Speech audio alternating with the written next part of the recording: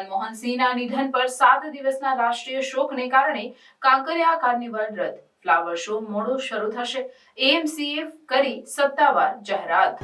પૂર્વ પ્રધાનમંત્રી ડોક્ટર મનમોહન સિંહના તાજેતરના અવસાનને ધ્યાનમાં રાખીને અમદાવાદ મ્યુનિસિપલ કોર્પોરેશને કાંકરિયા કાર્નિવલ રદ કરવાની અને ફ્લાવર શો મોડો શરૂ કરવાની સત્તાવાર જાહેરાત કરી। આ નિર્ણય 26 ડિસેમ્બર 2024 1 જાન્યુઆરી 2025 સુધીના 7 દિવસના રાષ્ટ્રીય શોકના અવલોકન તરીકે લેવામાં આવ્યો। કાંકરિયા કાર્નિવલ જે કાંકરિયા તળાવ ખાતે યોજાતો એક ખૂબ જ અપેક્ષિત વાર્ષિક કાર્યક્રમ છે। 25 ડિસેમ્બરથી 31 ડિસેમ્બર સુધી યોજાવાનો હતો। કાર્નિવલમાં વિવિધ સાંસ્કૃતિક, સંગીતમય અને મનોરંજક પ્રવૃત્તિઓનો સમાવેશ થાય છે, જે દર વર્ષે હજારો મુલાકાતીઓને આકર્ષે છે।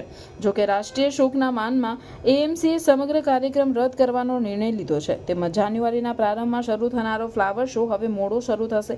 એએમસીએ જણાવ્યું છે કે ફ્લાવર શોના નવા તારીખો શોક સમયગાળા પૂર્ણ થયા પછી જાહેર કરવામાં આવશે। આ નિર્ણય ડોક્ટર મનમોહન સિંહની યાદમાં માન આપવા અને નાગરિકોને રાષ્ટ્રીય શોકમાં ભાગ લેવા માટે કરવામાં આવ્યો છે।